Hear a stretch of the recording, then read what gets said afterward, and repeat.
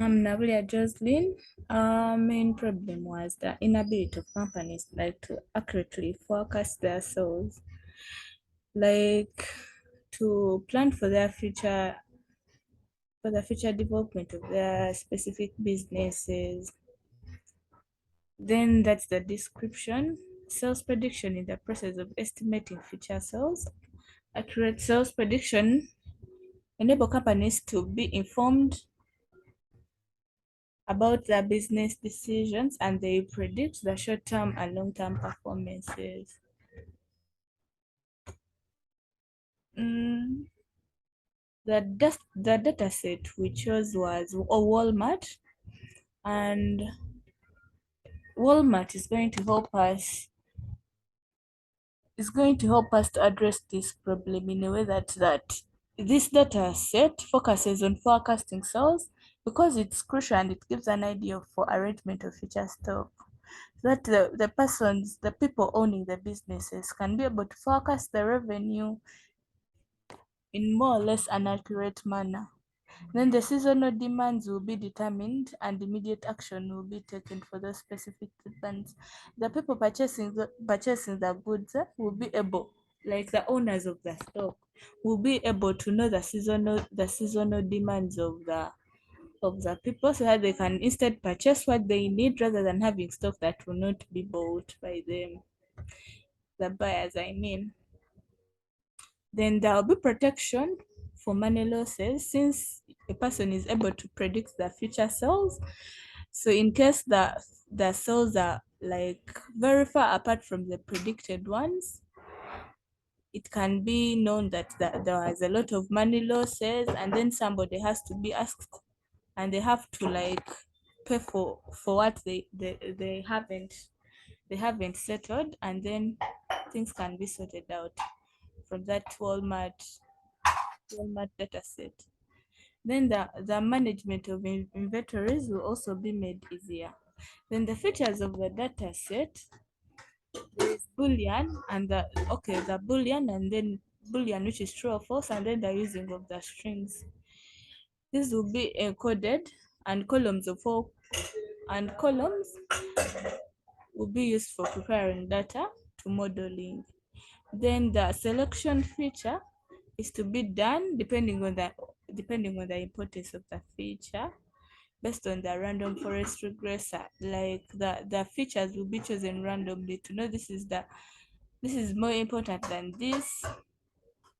Then for the seasonal effects on cells, there should be understanding cleaning and exploration of data that must be done to analyze the effects.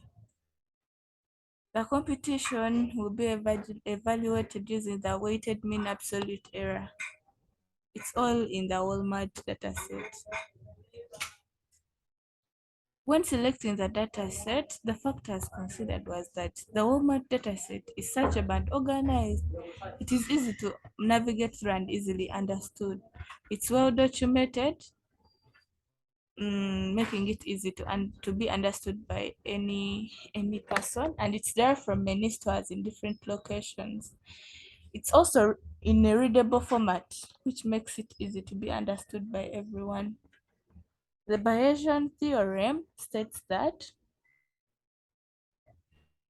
the Bayesian theorem is a mechanical formula for determining conditional probability, whereby conditional probability is the likelihood of an outcome occurring based on previous outcome having occurred in similar circumstances. Bayes' theorem provides a way to revise existing predictions given new or additional evidence, as you can see in that slide. In the next slides are the application for Bayesian theorem. Understanding the probability problems, including those in medical research. There is statistical modeling and inference. Then machine learning algorithms such as naive Bayes, expectation maximization. Then quantitative modeling and forecasting. Those are the applications. Then naive Bayes is a machine learning algorithm used to solve classification problems. It is based on the Bayes theorem. It is one of the simplest and powerful machine learning algorithms. It uses the naive Bayes uses the Bayes theorem and assumes that all predictors are independent. The classifier assumes that the presence of one particular feature in a class doesn't affect the presence of another. Mm, the merits of naive Bayes is that it makes work quickly and saves a lot of time. It is also suitable for solving multi-class prediction problems. And then if its assumption of the independence of features holds true, it can perform better than other models and requires much less training data. Then the disadvantages or demerits it is that the naive Bayes assumes that all predictors are independent, which is a rare happening in life. So this limits the applicability of algorithm in real world use cases. Then its estimations can be wrong in some cases. So you shouldn't take its probability outputs very seriously. Then it also faces the zero frequency problem, whereby it assigns zero probability to a categorical variable whose category in the test data set wasn't available in the training data set. It would be best if you used a smoothing technique to overcome the issue of the zero frequency problem. Then Bayesian networks, according to that towards data science, Bayesian networks are a type of probabilistic graphical model. They use the Bayesian inference probability computations. These Bayesian networks aim to model conditional dependence. There are four, because the representing of conditional dependence by edges in a directed graph.